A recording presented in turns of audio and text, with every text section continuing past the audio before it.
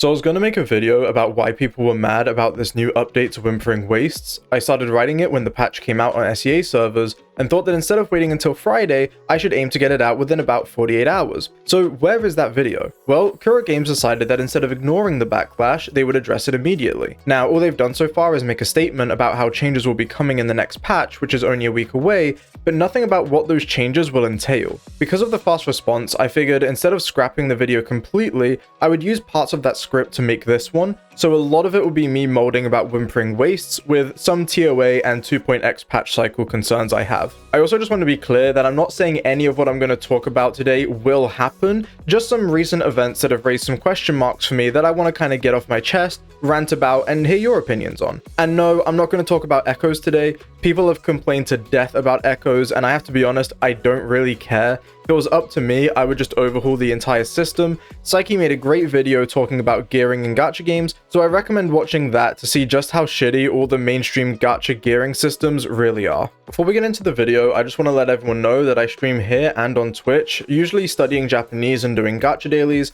but also some variety content, typically during random 3 AM streams. Feel free to join the Discord or follow my Twitter for updates, since I will be away in Japan for a month, so I'll be posting stuff on there. Now, back to the video. So let's start off with some issues in the game that have been surfacing lately, starting with Wuthering Waves since it's the most recent. Let's first outline some of the pre-existing issues, since none of them are fixed in the new update. Firstly, the issues of enemies spreading out. It often feels like you aren't fighting the enemy, but instead just fighting the enemy's AI. And instead of having the feeling of, it's okay, I just need to adjust to the enemy layout, you more get the feeling of, well, there goes half my score, guess I gotta restart. And nothing feels worse than clearing a wave just to find out a random enemy is beating his shit in Narnia, and now you're restarting yet again. Even some units like Camellia can lead to constant restarts if you're not able to just instant kill the wave. The crit token was a saving grace for many in that regard, but don't worry, they removed that now. In fact, what might be a better strategy is to replace your crit damage forecasts with crit rate forecasts, and let the tokens fix some of that damage. The irony with that being that the healing token is actually putting out more damage than the damage tokens. Another common issue people have, which I recently spoke about on stream, is the fact you can no longer switch gear between characters. My account is a good example of how bad this can get. Since I'm a returning player, I wasn't able to pull Camellia's Sig, I skipped Jinxie and Changli, and I'm skipping her rerun since I'm currently saving for Cantarella and 2 other future characters. Because of this, the only 5-star sword I have is 1 Emerald of Genesis. So if I want to run Camellia Sanhua on one side and Spectra Rover on the other, maybe with a Yang Yang somewhere in there, what am I meant to do? I understand there are 4-star alternatives that can work, and not everyone is in the same position as me, but a lot of people didn't worry too much about pulling weapons since all gear in TOA was transferable. It's not even uncommon to be missing out on these strong 4-star alternatives because, again, a lot of people were doing just fine moving around a Static Mist, Emerald of Genesis, and String Master this entire time. Now that that's not the case, people are going to start feeling more pressure to pull on weapons to make sure they can cover all of their units, although even people with signature weapons have been severely struggling in this new Wuthering Wastes. We've also been seeing some issues come up with the current TOA having buffs that are not just incredibly tailored to one character, but in the case of the right tower, this buff is practically unusable outside of Carlotta. And as someone who has Carlotta, this should not be accepted. We can all laugh at Star Rail becoming the very thing they hate, that being Genshin Impact, but I don't want to see the Wuthering Waves community do the same thing and go down that same path. Notice how they haven't addressed the tower buffs yet? I assume it's because people still cleared everything even without Carlotta on the right tower, myself included, but knowing that they're willing to make buffs like this is quite concerning.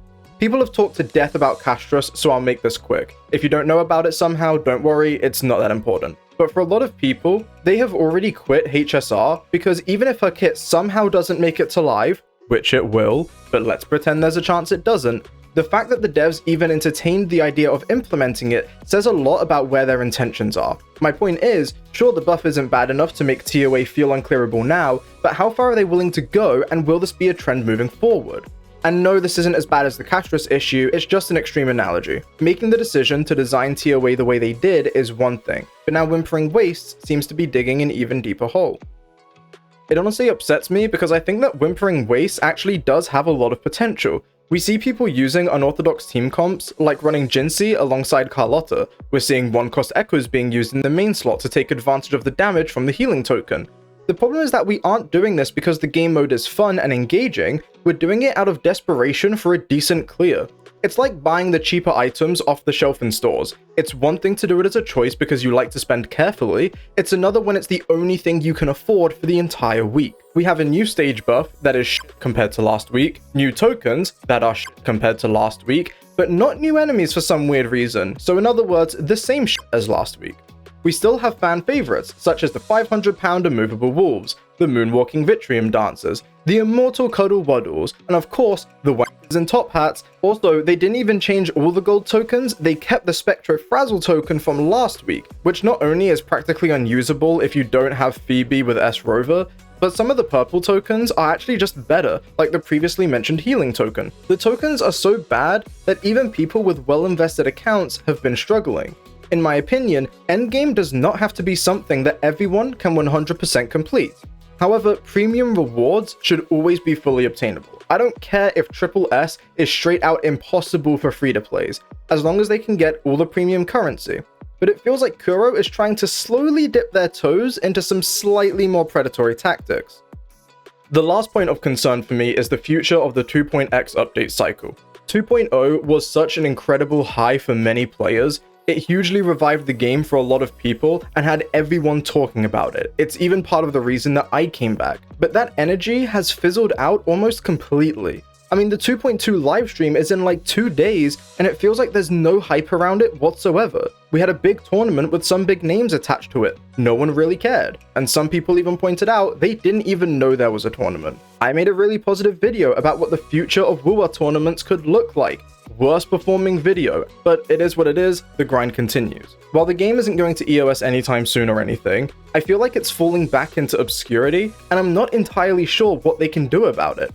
I'm just hoping that the community continues to keep giving feedback so that no matter what the future of this game looks like in terms of popularity, we can all enjoy the game and have confidence that the devs will do what's best for the game and its players rather than milking what's left of the community. Also, release some more fucking skins, like that. Do you know how much money that shit makes? I have only bought 2 battle passes in Girls Frontline 2, but best believe I dropped 20 bucks for Macchiato's skin and more for her weapon skin, and I will be buying her new one too. Shit isn't even Guna bait, I just want my waifu to stand out and have some damn aura. Don't scam players into needing dupes, just go to Twitter, get some inspiration for skins. People literally mod your game to have this shit. Dude, HSR finally released a skin, but it's only for the shitty ice preservation version of March 7th.